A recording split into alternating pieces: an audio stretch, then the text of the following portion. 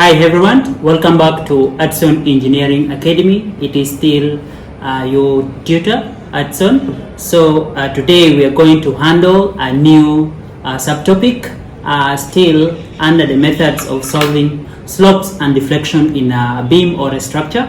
So the new subtopic we are handling today is called conjugate beam method. But please, before I continue, don't forget to like our videos, comment, share, and above all, subscribe to this channel so that you don't miss any of our videos. So in our new topic today, we are handling conjugate beam method, and allow me to take you through some of the theorems that are used in this particular method. Well, so let's have a look at the theorems that we have in conjugate beam method. We have two theorems, as I've told you. The first theorem states that the slope at any point in a real beam under loading is equals to the shear force at corresponding point in the conjugate beam. You clearly see that when you have a real beam, a slope in that real beam is equals to the shear force in the what? In the conjugate beam. So that's what you need to get. If you want to get a slope in a real beam, just make sure you obtain a conjugate beam, and from there get a shear force. It will be equivalent to the slope at that very point. Second theorem says the deflection at any point in a real beam is equals to the moment at the corresponding point in the conjugate beam. So here we have the deflection in a real beam is just the same as the moment in a conjugate beam. For instance, if this is my beam, I have a simply supported beam here, and I need to find a deflection at the center, C. So what I will do, I will draw a conjugate beam, then I will find I will find a moment at this point in a conjugate beam. That very value of moment will be equivalent to the deflection at that point, say.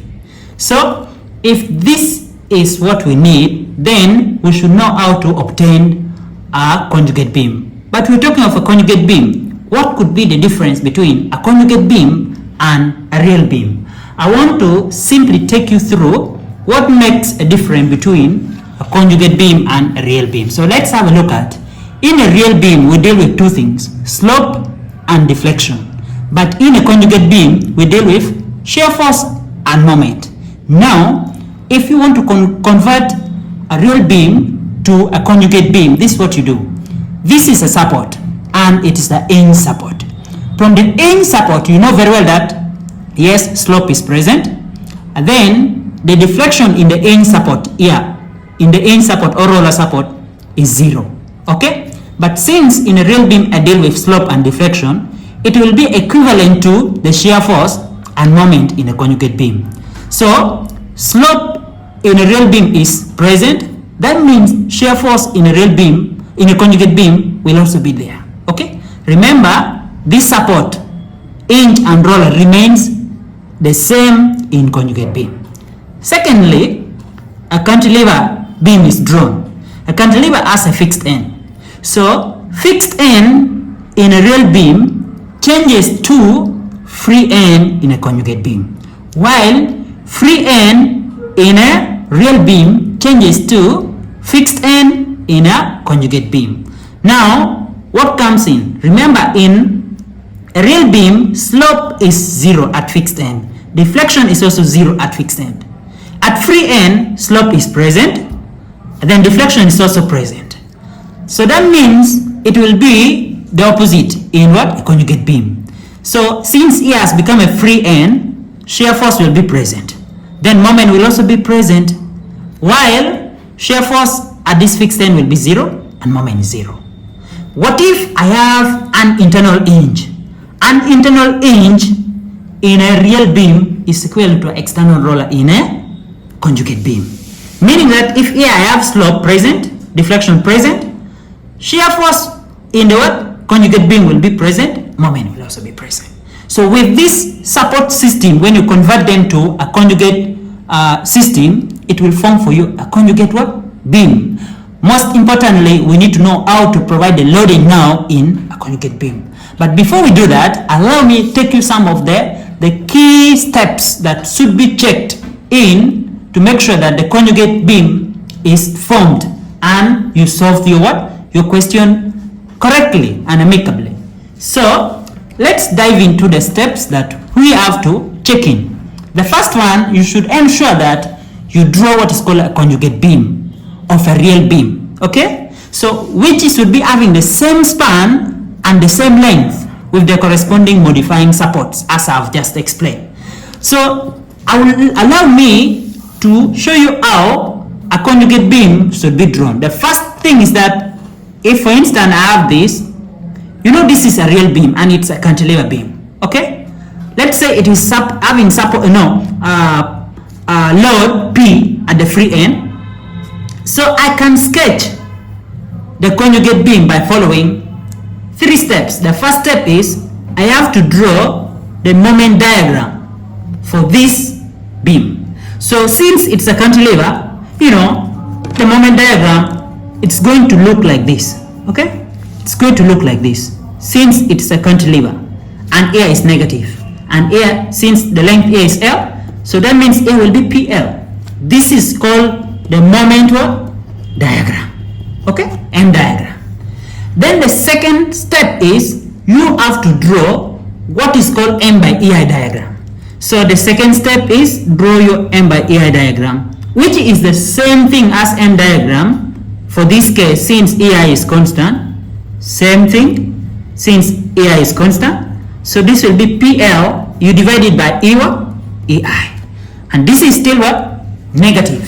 So lastly now is how to obtain what? Obtain the conjugate beam. So from here I have to draw the conjugate beam. So before I do that, allow me finish up to the third step. That would guide you very well how the conjugate beam will come. So second step is, in general, if the real support allows a slope, the conjugate support must develop a shear. This confirms the what? The first theorem. If there is in a real support, if there is a slope, in a conjugate support, there must be a shear force. And vice versa for the case of a deflection. If the real support, if the real support allows a deflection, the conjugate must develop a moment. This confirms the second one? Theorem. Then, very importantly, our third steps. The third step says the conjugate beam is loaded with M by EI diagram. That's what I've shown you. This is M by EI diagram. M by EI diagram. So from this, it will help us to get the conjugate beam. So the loading is assumed to be distributed over the conjugate beam. That means over the conjugate beam, the loading of this P will also be distributed. Okay? But the main thing here is it is directed upward. Mark this point. When the M by EI diagram is negative. If it is negative, the loading is directed upward. Okay? And if it is positive, the loading should be directed what? Downward. So since here is negative, that means my conjugate beam will be directed upward, and this beam will have to change, and it will be shown what? Like this. So you must know this. So you have to show the loading. The loading will be directed what? Upward. So now, if this is the case, we have drawn it, but we must make sure that we put the what? The support modified for the conjugate beam. Since now this one is our conjugate what? Conjugate beam, right?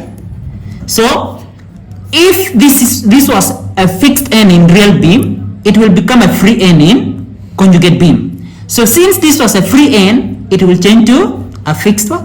A fixed end. Okay?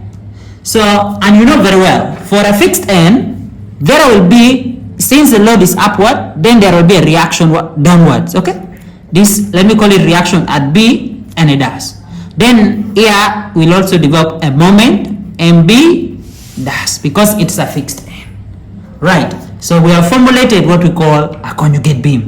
So if you want to solve this, you definitely have to find the moment here will be equivalent to the deflection at this point. Then the shear force here, okay? The shear force here will be equivalent to the slope at this point. At this point. Same thing, okay? So that's how we develop what is called a conjugate what? A conjugate beam. So lastly, allow me tell you that you can use the equilibrium equations to determine the reaction of the conjugate support. Okay, you can find this reaction, find this moment only using the equilibrium equations. So with this is a clear introduction to this topic, and if you can form the conjugate beam, find the reaction support using the equilibrium equations, you are good to go. And this marks the end of this introduction. In our next video, we shall be solving the what? The problem, so that you understand clearly. Thanks so much for watching the video till the end. We have finalized this particular introduction, so please make sure that you watch till the end so that you understand the concept. We're going to solve the problem, and for us to solve the problem, we need to apply what we have learned here to formulate the conjugate beam. Then the conjugate beam, we need to find the moment that is equivalent to deflection. Then we find the shear force that is equivalent to the slope in a real beam. Thank you. Don't forget to subscribe to Hudson Engineering Academy so that you don't miss any of our videos. Thank you.